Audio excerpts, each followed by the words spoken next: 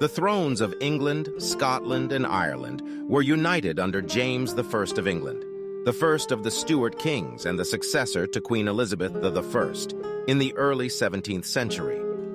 The peace, however, did not continue long as James's successor, Charles I, embraced an authoritarian rule and ignored Parliament's judgments in 1625. This resulted in the English Civil Wars, which lasted from 1642 to 1651, and saw an increase in support for a republican form of governance rather than a hereditary dynastic monarchy. Charles I was eventually executed in 1649, and the monarchy was replaced by Oliver Cromwell, a significant actor in the Civil Wars, and his republic. This republic, however, proved to be as unpopular as Charles's loathed tyranny. The English Civil Wars also served to strengthen the English Parliament's influence in matters of administration and lawmaking. Following Oliver Cromwell's death and the end of the Republic, Charles II, the son of Charles I, triumphantly returned to England and the throne in 1660, restoring the monarchy. Regrettably, the monarchy failed to learn from the events of the past decades. Charles II died in 1685. His Catholic brother James, the Duke of York, assumed the throne. James, now James II, and his ascent to power was cause for concern among the Protestant majority. All the English monarchs had been Protestant since Henry VIII drew the British Isles into the fold of the Protestant Reformation in 1534.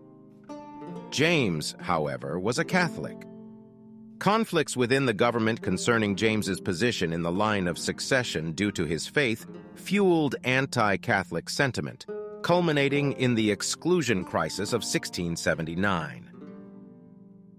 During King Charles II's reign, English Protestantism had united under anti-Catholicism, becoming a powerful force in the country. Anglicans targeted Protestant groups like Quakers and Baptists, imprisoning them on spurious charges of radicalism. These dissenters, splitting from the Anglican Church of England, gathered supporters in towns and cities despite persecution. Their major concern was a revival of Catholicism, which looked imminent given alliances with Catholic France and James's public conversion as he was the next in line for the throne. Charles II's chief minister, Thomas Osborne, attempted to soften these fears by aligning the crown with the majority of the rural aristocracy who wanted criminal codes enforced and pro-French foreign policies ended. During this time, he arranged the marriage of James's daughter, Mary, to William of Orange, the Dutch stadtholder, the de facto head of state of the Dutch Republic. Despite their efforts to limit French influence, Osborne and Charles II idolized the French monarchy and wished to create a royal absolute authority, as French King Louis XIV had done. This association with Catholicism led to a tarnished reputation for Osborne. In 1678, a dissenter named Titus Oates exposed a Jesuit plot to murder Charles II and establish Catholicism as the sole religion in England, a fictitious plot of his own fabrication. The Popish plot, as it was dubbed, sparked widespread anti-Catholic panic. Many people were hanged, anti-Catholic laws were reinforced, and Osborne faced impeachment. The Test Act of 1678 forbade non-Anglicans from sitting in Parliament, although James, a Catholic, was permitted to sit in the House of Lords. A bill was submitted in 1679 to remove James from the line of succession, resulting in a serious political crisis. Charles dissolved Parliament and called new elections after this exclusion. Bill was approved by the House of Commons. The new exclusion Parliament decided to circumvent James's place in the line of succession in favor of his Protestant daughter Mary and her husband William of Orange, but it was rejected by the House of Lords.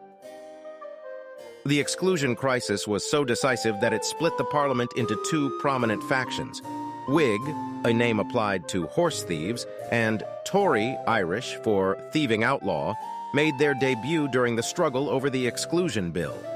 The Whigs, consisting of influential merchants, nobles, and dissident Protestants, advocated for a constitutional monarchy and were concerned about the influence of Catholicism within the monarchy.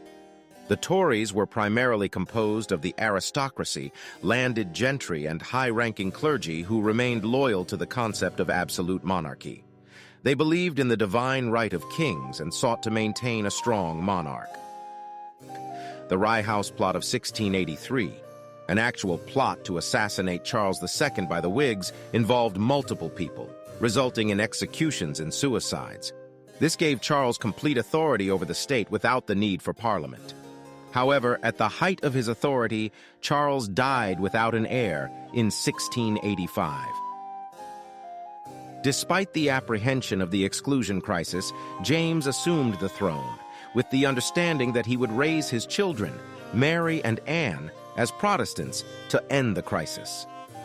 Many people favored the status quo, anticipating that James's rule would be brief and that his Protestant daughter Mary would be able to preserve the triumphs of the English Reformation. During James's early reign, he faced serious difficulties in the shape of two rebellions. In May 1685, the Presbyterian Earl of Argyll organized the first insurrection in Scotland to defy James's kingly power. However, Argyll's preparations were foiled when he was caught while marching to Glasgow, ending in the defeat of the uprising. This insurrection was most likely planned to coincide with a more severe rebellion in southern England known as the Monmouth Rebellion, which occurred in June and July 1685. The Monmouth Rebellion was headed by James Scott, the Duke of Monmouth, Charles II's illegitimate and eldest son. Monmouth had been previously implicated in the Rye House Plot, leading to his deportation to the Netherlands after the conspiracy failed. He did, however, return in June with a group of unhappy exiles, landing in southwestern England. Taking advantage of the popular dissatisfaction with James, they began recruiting men for an armed uprising. Despite gathering around 4,000 soldiers for his army, Monmouth's forces were under-equipped and inexperienced. On July 6, 1685, James's royalist army handily crushed the rebels at Sedgemoor in Somerset. Monmouth was apprehended and executed. James was relentless in his pursuit of anyone even marginally associated with the Monmouth Rebellion. Hundreds of people were hung, 850 were deported for hard labor in the Caribbean, and countless others were tortured and flogged. While harsh executions for rebels were not unusual, James's extreme revenge only helped to erode his reputation among the people. Because of his misunderstanding of Monmouth's failure, James prioritized the lawful succession of England, Scotland, and Ireland above all else. During the revolt, James ignored the Test Act and selected Catholics to military positions, sparking a conflict with Parliament. James expressly stated his goal to keep a substantial military presence, elevate Catholics to positions of power, and disregard the criminal law, actively seeking to construct a Catholic state. He fired a large number of justices of the peace and judges while growing the country's central bureaucracy. Existing anti-Catholic legislation was suspended, and Catholics and cooperative Protestant dissenters were appointed to different government positions. In addition, a vast propaganda effort aiming at converting people to Catholicism was undertaken, and the state constructed Catholic churches, schools, and institutions. James also attempted to recruit Catholic heads to Oxford and Cambridge institutions to teach a new generation of Catholic governors. Unfortunately for James, his intentions coincided with King Louis XIV of France repealing the Edict of Nantes, which had safeguarded and permitted French Protestants, known as Huguenots, to flourish for over a century. The persecution of Huguenot congregations sparked widespread public outrage in England. As a result, James's efforts to help Catholics were destined for failure. He hoped that the Test Acts would be repealed by the Parliament of 1685, and he personally engaged with individual members of Parliament to convince them to support the repeal of anti-Catholic laws. Parliament objected to his policies, therefore James dismissed the House in November 1685. It would not be summoned until a new monarch took the throne. In 1687, he reissued the Declaration of Indulgence, which suspended the penal law against both Catholics and Protestants under Charles II. This act, by 1687, was intended to pave the way for the next Parliament to eliminate criminal law entirely. To do this, James looked to pack Parliament with supporters.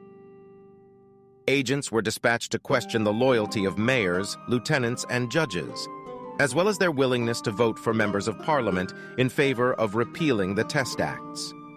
Most responded ambiguously, but those who stood out were removed from their positions.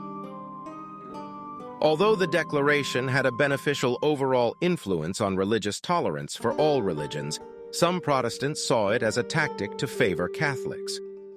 The Protestants' opinion of the king was further eroded when James expressed his wish for everyone to join the Catholic Church. When James reissued the Indulgence again in 1688 and commanded that it be read in all churches, the situation deteriorated. The Archbishop of Canterbury and 6 other bishops objected, which landed them in the Tower of London. Not only did Protestants in England, Scotland, and Ireland had to accept the thought of a Catholic monarch, but they also had to deal with a Catholic queen and the possibility of a Catholic heir to the throne. In 1673, James married his second wife, Mary of Modena. The most major blow for the more ardent Protestants occurred in 1688 when James finally had a son, James Francis Edward.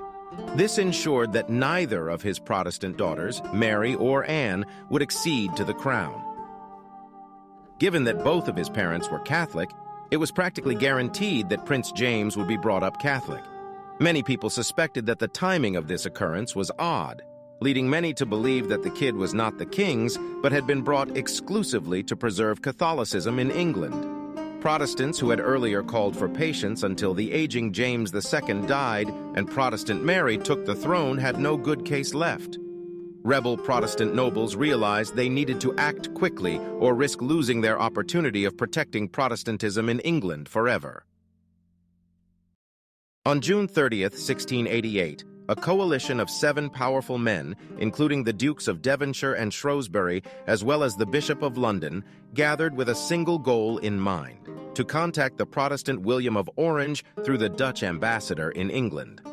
They intended to invite William to become King of England, Scotland, and Ireland, thereby deposing James. Apart from his religious allegiance, Prince William possessed notable characteristics. He had a direct lineage to Charles I of England and had married Mary, the daughter of James, in 1677.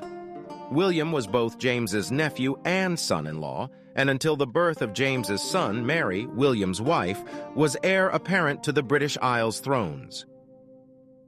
William had political reasons as well, as he arranged the establishment of the League of Augsburg, the Grand Alliance, to check and resist Louis XIV's increasingly expansionist foreign policy that threatened the sovereignty of his Dutch Republic.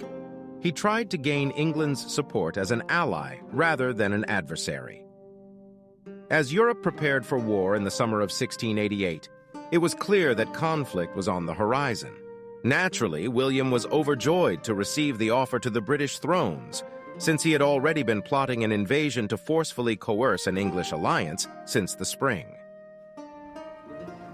Despite initial difficulties caused by severe weather, William's ambition to reach England by sea triumphed. On November 5, 1688, he arrived in Devon in the southwest of England with a great force of 21,000 experienced troops and a navy surpassing that of the famed and equally feared Spanish Armada. Despite the terrible weather, William began a gradual march toward London, disseminating pro-Protestant propaganda as he proceeded to consolidate his influence. Anglicans flocked in droves to support William's army. James was abandoned by his government, helpless in seeing his years of military buildup melt away. In the rest of England, pro-William uprisings arose. James's reign was coming to an end. James, exhausted and clearly defeated, chose to leave the fight. Although his wife, Queen Mary, successfully crossed the English Channel to seek safety in France, James, dressed as a woman, was unable to do so. He was captured and imprisoned by fishermen in the town of Kent. In a gesture of kindness, William permitted James to continue his journey unhindered. By the end of December, William made it to London. By decree of Parliament, William of Orange became William III of England on February 13, 1689. The Glorious Revolution, aptly named for its peaceful nature, albeit with a few isolated incidents of Catholic houses and chapels being targeted during William's journey to London, marked a pivotal shift in governance. The revolution preserved England's power structures. However, their interplay underwent substantial transformations with William and his successors. William's takeover of James's thrones was not without consequences. William and his wife Mary, who became Mary II, were to share the thrones of England, Scotland, and Ireland. In any case, William was still the genuine ruler. Furthermore, Parliament established a new type of governance: Constitutional Monarchy. This transition resulted in a slew of laws limiting the monarchy's authority. The days of authoritarian kings dismissing Parliament arbitrarily were over. As stipulated in the 1689 Bill of Rights, the two institutions now ruled jointly. One could not work without the other. In critical areas like law and taxation, Parliament emerged as the ultimate authority. Its involvement extended to financial control, notably of state military spending. Instead of increased taxes or land sales, the monarchy became reliant on finances from the civil list, which was granted by Parliament beginning with the Civil List Act of 1697. Although William may have despised this financial control, it prevented him from dismissing Parliament regularly to refill his coffers. The constraints on William's influence in Britain did not stop there. Monarchs were no longer permitted to retain their own standing armies, with Parliament having the exclusive authority to declare war. Furthermore, during their coronation, each future monarch was required to pledge loyalty to the Protestant Church. Catholics and anyone married to Catholics were eternally forbidden from ascending to the throne. Free elections were to be held every 3 years to avoid any abuses of power by Parliament, and free expression was guaranteed in its two houses. Though in exile, the deposed James II sought to reclaim his throne with the support of Louis XIV of France. As Europe was now in open conflict with the 9 Years' War, Louis looked for ways to counter the English, Dutch, and Scottish. By supporting James and overseeing his success, he could turn an enemy into a friend. James landed in Ireland in March of 1689, but faced defeat in the 105-day siege of Londonderry. The arrival of a superior English-Dutch army led by William sealed James's final defeat at the Battle of Boyne on the 1st of July in 1690. Despite continued guerrilla warfare, Ireland once again had a Protestant king despite its predominantly Catholic population. In Scotland, Jacobite support, those who supported James, was strong in the Highlands, while the cities favored Protestant William. A Jacobite uprising led by Viscount Dundee achieved victory at Killiecrankie in July 1689, but suffered a setback in August at Dunkeld with Dundee's death. The Presbyterian Church assumed control of the Scottish government. In 1692, divisions in Scotland widened as the MacDonald clan, supporters of James, were massacred by the Campbells at Glencoe. James died in exile in France in 1701, and his son James and grandson Charles continued to rebel in the Scottish Highlands. Continued Jacobite uprisings in 1715 and 1745 ultimately failed, marking the end of the troubled House of Stuart. Today, it is often debated whether the Glorious Revolution was a Dutch invasion or an invitation with a side of coup d'etat. As the facts stand, a group of English politicians and nobles who were dissatisfied with James's rule reached out to William of Orange. They invited William to come to England and help resolve the situation. William saw an opportunity to assert his claim to the English throne, as he had a legitimate lineage, as well as political motivations. When William and his forces arrived in England in 1688, they faced little resistance from James's supporters. Instead, many influential figures, including members of the clergy and the military, defected to William's side. This lack of opposition has contributed to the perception that the Glorious Revolution was more of an invitation and a popular uprising against James's faith and policies rather than a violent invasion. Furthermore, the English Parliament played a significant role in the Glorious Revolution. They declared that James had effectively abdicated the throne by fleeing the country, and they offered the crown to William and Mary jointly. This act of Parliament further has reinforced the notion that the revolution had a legitimate basis and was not a forced takeover. While William's arrival in England involved military forces, the Glorious Revolution is typically viewed as an invitation extended to him by a group of dissatisfied English politicians and nobles, supported by various defections and popular sentiments. The events that followed were facilitated by a relatively peaceful transition of power in Great Britain and the backing of the English Parliament.